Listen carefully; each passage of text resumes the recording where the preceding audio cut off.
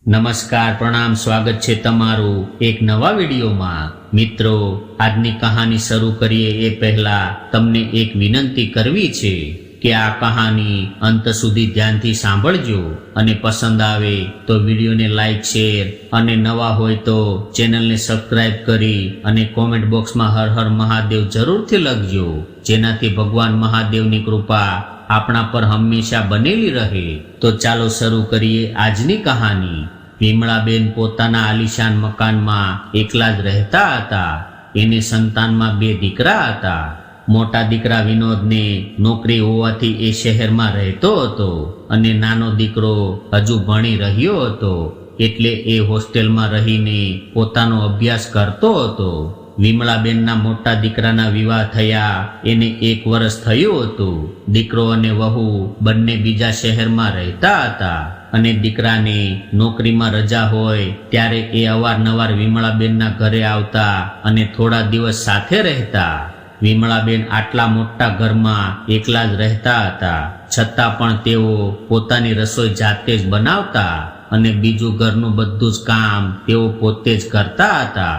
આજે રાત્રે પણ તેઓ રસોઈ બનાવીને જમવા બેઠા। જમીને નવરા થયા એટલે ટીવી જોવા બેસી ગયા। થોડા સમય સુધી ટીવી જોયા બાદ એની આંખો ઘેરાવા લાગી, એટલે ટીવી બંધ કરીને તેઓ હજુ તો એના રૂમમાં સૂવા માટે જઈ રહ્યા હતા ત્યારે જ અચાનક ડોરબેલ વાગ્યો। એટલે વિમળાબેને ઘડિયાળ સામે જોયું તો લગભગ રાત્રિના 11 વાગ્યા હતા અને રાત્રિના આવા સમયે કોણ આવ્યું હશે એવું વિચારીને વિમળાબેન થોડા ગભરાઈ ગયા। પરંતુ દરવાજા પાસે જઈને જોયું તો એનો મોટો દીકરો અને વહુ દરવાજા સામે ઊભા હતા।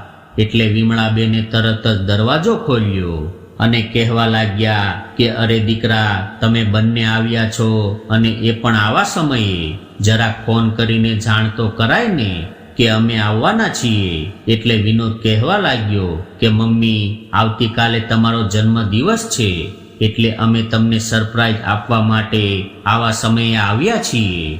દીકરાની આવી વાત સાંભળીને વિમળાબેને હસીને કહ્યું કે અરે બેટા, આવી સરપ્રાઈઝ આપવાની હોય હું તો ગભરાઈ ગઈ હતી કે આટલી મોડી રાત્રે કોણ આવ્યું હશે। ત્યારબાદ વિમળાબેન તરત જ ફ્રીજમાંથી ઠંડુ પાણી લઈને આવ્યા અને પાણી આપતા આપતા પૂછવા લાગ્યા કે બેટા, તમે લોકો જમીને આવ્યા છો કે જમવાનું બાકી છે? એટલે વહુએ કહ્યું કે મમ્મી, અમે તો આજે હોટલમાં જમીને આવ્યા છીએ, એટલે તમે પરેશાન ન થતા। પરંતુ ત્યારે જ વિનોદ કહેવા લાગ્યો કે મમ્મી, તમારા હાથની રસોઈ ખાધી એને ઘણો સમય થઈ ગયો છે, એટલે હું તો જમીને આવ્યો છું, છતાં પણ આજે તમારા હાથની બનાવેલી રસોઈ ખાઈશ। દીકરાને ભૂખ તો નહોતી લાગી, પરંતુ માના હાથની રસોઈ ખાવાની ઈચ્છા હતી, એટલે વિમળાબેને તરત જ ગરમા ગરમ રોટલી બનાવી અને સાંજનું બનાવેલું શાક હજુ પડ્યું હતું, એટલે શાક, રોટલી અને હલવો વિનોદને પીરસી દીધો। વિમળાબેનના હાથની બનેલી રસોઈ વિનોદને ખૂબ જ પસંદ હતી અને માના હાથની રસોઈ કોને પસંદ ન હોય। વિનોદ આજે જમીને આવ્યો હોવા છતાં પણ પોતાની માના હાથનું ભોજન ખાવા બેસી ગયો। ભોજન કર્યા બાદ મોડી રાત થઈ ગઈ હોવાથી બધા જ પોતપોતાના રૂમમાં જઈને સૂઈ ગયા। બીજા દિવસે સવારે વિમળાબેન પોતાના નિત્યક્રમ પ્રમાણે વહેલા ઉઠીને ઘરની નીચે આવેલા ગાર્ડનમાં વોકિંગ કરવા માટે નીકળી ગયા। દીકરો અને વહુ બંને હજુ સૂઈ રહ્યા હતા। જ્યારે વિમળાબેન વોકિંગ કરીને પાછા ઘરે આવી રહ્યા હતા ત્યારે દૂધ અને શાકભાજી પણ સાથે લેતા આવ્યા। ઘરે આવીને જોયું તો વિનોદ અને વહુ હજુ પણ ઉઠ્યા નહોતા। દીકરો અને વહુ ઉઠે એ પહેલા જ વિમળાબેને નાઈ ધોઈને તૈયાર થઈ ગયા અને પૂજા પાઠ પણ કરી લીધા। વિમળાબેનના દીકરાને ઢોકળા ખૂબ જ પસંદ હતા, એટલે એ તૈયાર થઈને સીધા જ રસોડામાં ગયા અને ઢોકળા બનાવવાની તૈયારી કરવા લાગ્યા અને સાથે સાથે બીજો ઘણો બધો નાસ્તો તૈયાર કર્યો। એટલામાં દીકરો અને વહુ પણ ઉઠી ગયા અને એ લોકો તૈયાર થઈને નીચે હોલમાં આવી ગયા। ત્યારબાદ બધાએ સાથે બેસીને નાસ્તો કર્યો। વિનોદને તો પહેલાથી જ પોતાના માના હાથની બનેલી કોઈ પણ રસોઈ ખૂબ જ પસંદ હતી અને એમાં પણ આજે ઢોકળા બનાવ્યા હતા। એટલે વિનોદ ખૂબ જ ખુશ થઈ ગયો. આજે વિનોદે ખૂબ જ આનંદથી નાસ્તો કર્યો અને પોતાની માએ બનાવેલા ઢોકળાના ખૂબ જ વખાણ કર્યા. પરંતુ માના હાથની રસોઈના પોતાના પતિના મોઢેથી વખાણ સાંભળીને વહુને થોડી ઈર્ષ્યા થતી હોય એવું વિમળાબેનને લાગ્યું હતું. વિમળાબેન પહેલા સરકારી નોકરી કરતા હતા અને અત્યારે રિટાયર થઈ ગયા હોવાથી એને દિવસમાં ક્યારેક જ બહાર જવાનું થતું હતું. સવારે અને સાંજે વોકિંગ કરવા માટે બહાર જતા અને એ સિવાય લગભગ ક્યારેય કોઈ કામ હોય તો જ ઘરમાંથી બહાર નીકળતા.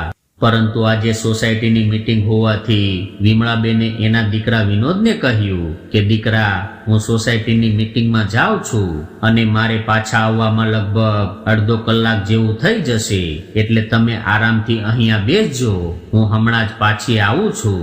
હવે દીકરો અને વહુ બંને જણા સોફા પર બેઠા હતા અને દરવાજો ખુલ્લો હતો.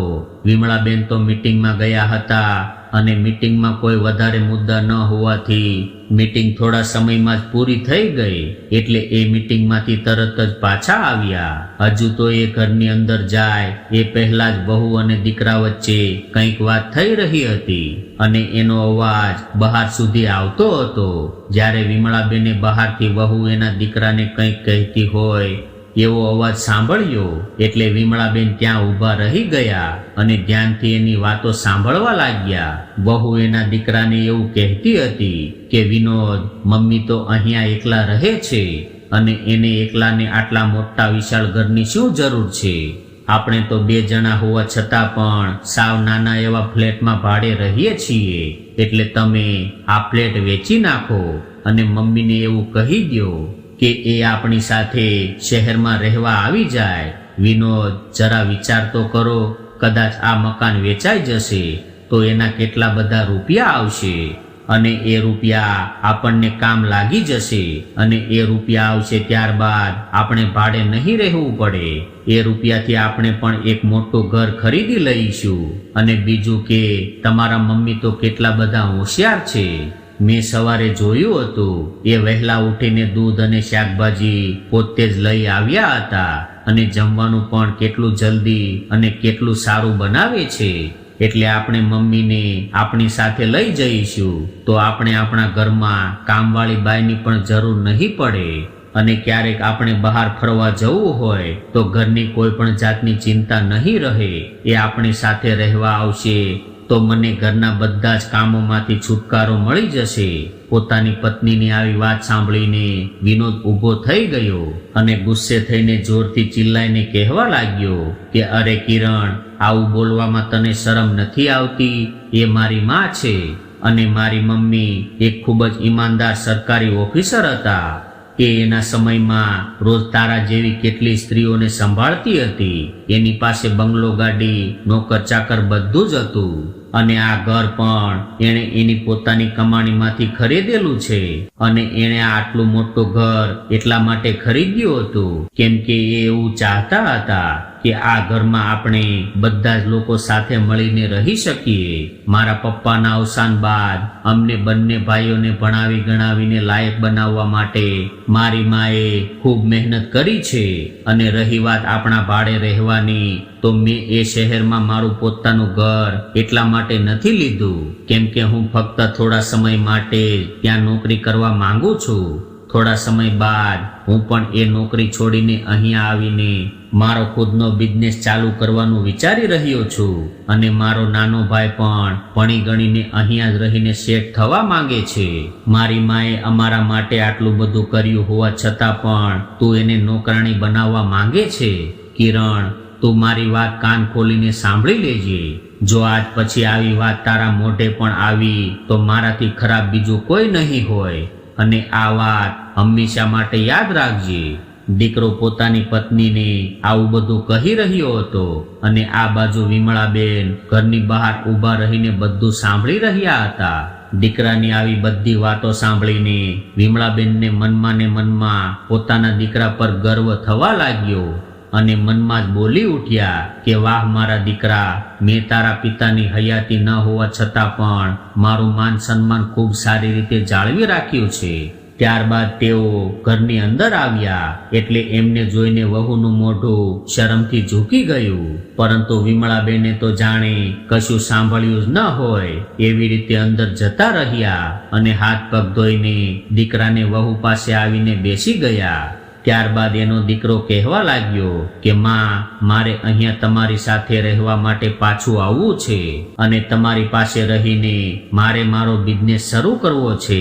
એટલે માએ કહ્યું કે દીકરા, માં સાથે રહેવાની દીકરાઓએ ક્યારેય રજા નથી લેવી પડતી. તને જ્યારે મન થાય ત્યારે તારો સામાન ભરીને અહીંયા આવતો રહેજે અને આ આવડું મોટું મકાન મેં તમારા બંને ભાઈઓ માટે જ લીધું છે. તમે અહીંયા રહેવા આવતા રહેશો તો મને પણ સારું લાગશે અને મારી તો હંમેશા એવી ઈચ્છા રહી છે કે આપણે બધા જ લોકો સાથે મળીને રહીએ, પરંતુ નોકરીના કારણે તારે બીજા શહેરમાં જવું પડ્યું હતું. એટલે હવે તું તારી નોકરીમાંથી રાજીનામું આપીને અહીંયા આવી જા અને અહીંયા તારો ખુદનો બિઝનેસ ચાલુ કર.